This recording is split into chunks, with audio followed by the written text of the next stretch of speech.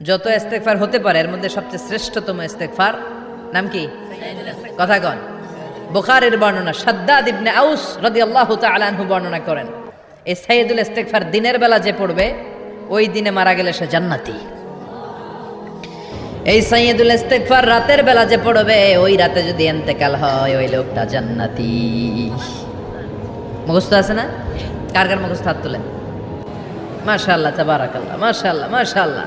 আর যাদের নাই তাদের হোমওয়ার্ক, তাদের আল্লাহুম্মা আনতা রাব্বি লা ইলাহা ইল্লা আনতা খালাকতানি ওয়া আনা আবদুক ওয়া আনা আলা আহদিকা ওয়া ওয়া'দিকা মাস্তাতা'তু আউযু বিকা মিন শাররি মা সানা'তু আবু'ু লাকা বিনি'মাতিকা আলাইয়া ওয়া আবু'ু লাকা বিযামবি ফাগফির লি ফাইন্নাহু লা ইয়াগফিরুদ যুনুবা ইল্লা আনতা। সুবহানাল্লাহ পড়েন। আজকে রাতে পড়ছেন, মারা গেলে জান্নাতি। চিল্লায় পড়েন আল্লাহু আকবার। এজন্য বিশ্বনবী বলেন আমার আগের গুনাহ মাফ, পরের গুনাহ মাফ, তারপরেও প্রতিদিন আমি 70 বার তওবা ইস্তেগফার পড়ি। আজকে থেকে পড়তে রাজি আছেন তো? বেশি বেশি ইস্তেগফার পড়া যাবে না? একটু প্রাণ খুলে দিল খুলে আওয়াজ করে পড়েন তো আস্তাগফিরুল্লাহ। আর জোরে পড়েন আস্তাগফিরুল্লাহ। আবার সবাই পড়েন আস্তাগফিরুল্লাহ। সব সময় তওবা ইস্তেগফার যারা পড়ে তাদেরকে পছন্দ করে কে?